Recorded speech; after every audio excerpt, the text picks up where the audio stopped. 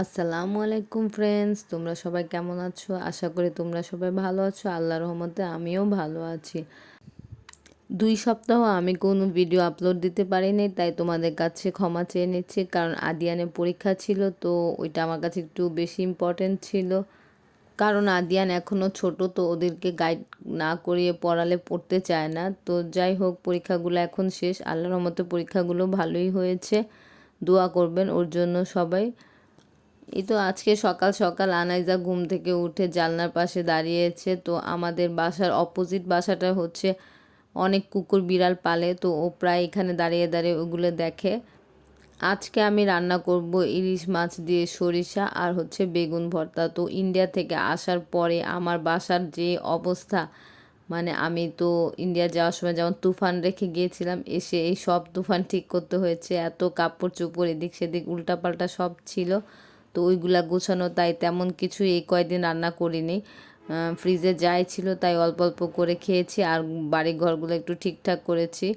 তো মানে কয়েকদিন খুবই ব্যস্ততার মধ্যে কেটেছে। তার উপর হচ্ছে আদিয়ানের পরীক্ষা, তো আমার মাথা পুরাই নষ্ট ছিল। একদিক দিয়ে ঘর অগোছানো, তারপরে পরীক্ষা, সব মিলে একদম হুলস্থুল একটা ব্যাপার। তো যাই হোক, আস্তে আস্তে সব শেষ করেছি। আমি ইলিশ সরিষার মধ্যে তেমন কিছুই দিই না, একটুখানি হচ্ছে মরিচ গুঁড়ো আর ধইনা আর হলুদ গুঁড়ো দিই। কারণ আমার মনে হয় ইলিশ মাছের মধ্যে মশলা বেশি দিলে ইলিশ মাছের গন্ধটা থাকে না। তাই আমি যখন ইলিশ মাছ রান্না করি আমি একটু মশলাটা কম দেওয়ারই চেষ্টা করি। আমার হাজব্যান্ড এইবার সাদা সরিষা এনেছিল। ওকে নাকি দোকানওয়ালা বলেছে যে সাদা সরিষা দিয়ে খেলে নাকি বেশি মজা লাগে, তো এর জন্য ও সাদা সরিষা নিয়ে আসছে। কিন্তু আমরা সবসময় লালটা দিয়েই খাই।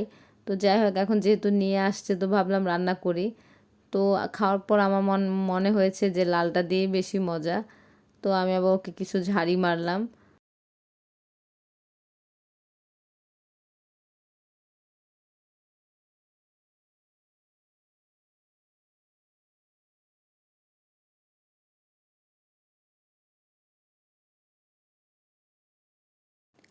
এখন আমি এর মধ্যে সামান্য কাঁচামরিচ দিয়ে দিলাম। এখন আমার ইলিশ মাছটা প্রায় শেষ। তো আমরা হচ্ছে গিয়ে যে সরিষাটা একবারে মানে অনেক দিই না, মানে জাস্ট সামান্য ঝোলের সাথে যতটুকু লাগে ততটুকুই। অনেকে আবার অনেক সরিষা দিয়েও রান্না করে, তো ওইটাও মজা। আমার মা অনেক সরিষা দিয়ে রান্না করে, ওইটাও আমার কাছে ভালো লাগে, বাট আমরা একটু এইভাবেই খাই।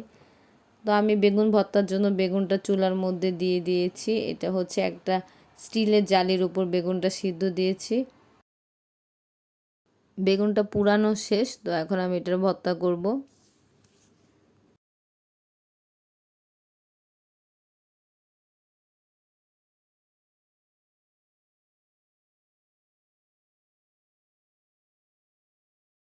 একবারে খোসাটা ছাড়িয়ে নিয়ে এখন আলতো আলতো করে দেখব যে বেগুনটা ঠিকঠাক আছে কি না।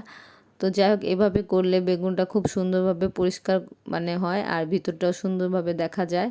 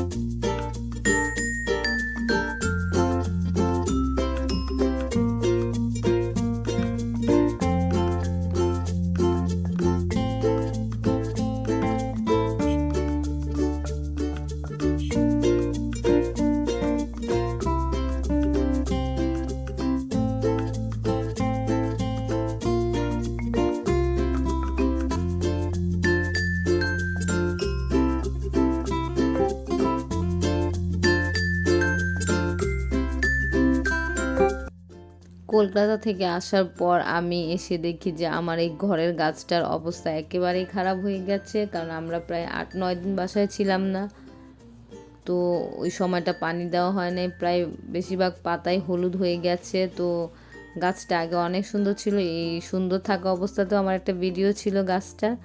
তো তো যাই হোক, দেখা যাক। এই গাছটাকে এখন পানি টানি দিয়ে ঠিক করতে হবে। তো আমি যতগুলো মরা পাতা আছে ওগুলো সব ট্রিম করে দিচ্ছি, আর এই কয়দিন গাছটাকে যত্ন নেব। আর আমার বারান্দার যতগুলা গাছ ছিল ওইগুলারও একই অবস্থা। তো ওইগুলার ভিডিও আর করলাম না, কারণ আমার খুব কষ্ট লেগেছে আর মায়া লেগেছে যে আমার গাছটা এরকম হয়ে গেল। তো দেখি গাছটা ঠিক হয় কিনা।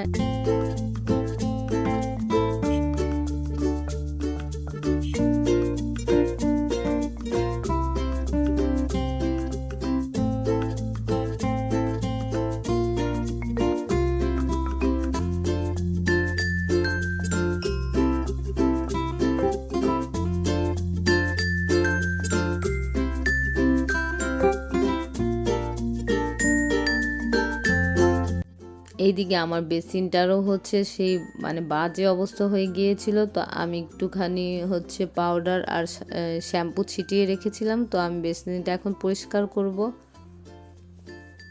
এই হচ্ছে যে বাসায় না থাকলে কিছু ইউজ না করা হলে ওই জিনিসগুলো নষ্ট আরও হয়ে যায়। অনেক ধুলা পড়েছিল। তো আমি এই কয়দিনের জন্যই এত ব্যস্ত ছিলাম যে ঘর গুছানো, ঘর বাড়ি ঠিক করা। তো আমার হেল্পিং হ্যান্ড যে আছে ও অনেক ভালো, ও আমাকে অনেক সাহায্য করেছে। তো আদিয়ানের পরীক্ষা আর এই গুছানো গাছানি সব মিলে একদম মানে মাথাটা নষ্ট হয়ে গিয়েছিল।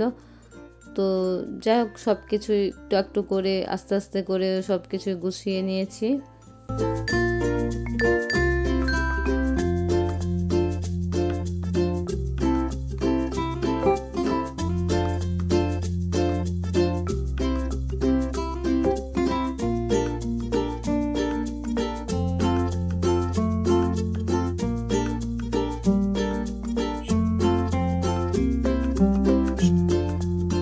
এটা বেসিন পরিষ্কার করার একটি হচ্ছে মানে তারের মধ্যে হচ্ছে একটি আংটার মতো থাকে। তো ময়লা টয়লা পরিষ্কার করে নিয়ে আসে।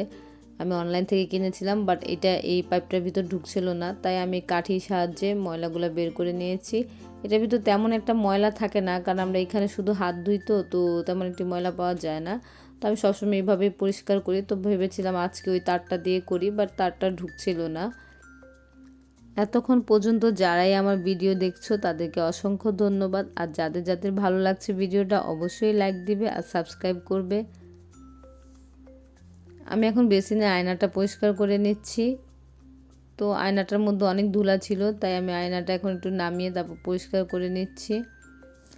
তোমরা খেয়াল করেছো কিনা জানি না যে বেসিনের উপরের মাঝের জায়গাটায় সবাই একটি করে মানে গ্লাস দেয়, হয়তো ব্রাশ রাখার জন্য বা টুকিটাকি জিনিস রাখার জন্য। বাট আমার এই জিনিসটা কেন জানি পছন্দ না। আমার কাছে মনে হয় এই গ্লাসটা দিলে মানে আরও নষ্ট হয়, দেখা যায় যে আরও হাবি জাবি মানে অনেক কিছু জমে যায়। তো এই বেসিনের জায়গার ডিজাইনটা আমিই করেছিলাম এই বাসার।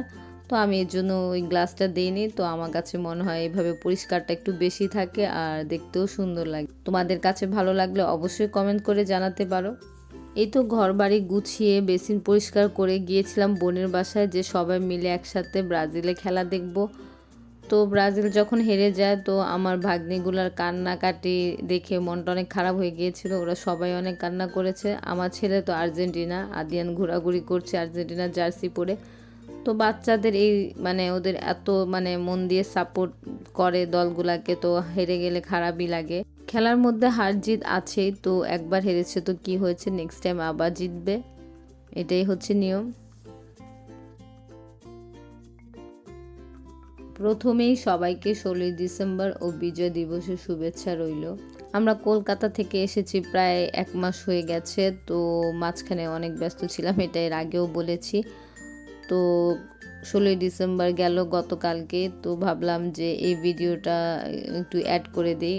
বাচ্চাদের নিয়ে গিয়েছিলাম মতিঝিলে। মতিঝিলটা হচ্ছে 16ই ডিসেম্বরে এভাবেই সাজানো হয়। তো এগুলা ধারণা দেওয়ার জন্য আদিয়ানকে নিয়ে গিয়েছিলাম মতিঝিলে। তো এত এত মানুষের প্রাণের বিনিময়ে, রক্তের বিনিময়ে আমরা কিভাবে এই বিজয়টা পেয়েছি, তো এই সকল ধারণা দেওয়ার জন্য আমি আদিয়ানকে নিয়ে গিয়েছিলাম মতিঝিলে। কারণ আমরা যদি ওদেরকে না বলি বা না শিখাই, ওরা জানবে কিভাবে বা শিখবে কিভাবে। আমি তেমন একটি গুছিয়ে কথা বলতে পারি না, বাট চেষ্টা করি। তো তোমাদের কারো কাছে কিছু খারাপ লাগলে অবশ্যই তোমরা ক্ষমা সুন্দর দৃষ্টিতে দেখবে আর আমার পাশেই থাকবে। আমি জানি তোমরা আমার পাশেই থাকবে। আর তোমাদের এই পর্যন্ত ভিডিওটি ভালো লাগলে একটি লাইক দিও, সাবস্ক্রাইব করো। আর যারা এই কাজটি অলরেডি করেছো তাদেরকে অনেক অনেক ধন্যবাদ। বিজয় দিবসের শুভেচ্ছা দিয়ে আমি আমার ভিডিওটি আজকে এখানেই শেষ করছি। সবাই ভালো থেকো। আল্লাহ হাফেজ। আসসালামু আলাইকুম।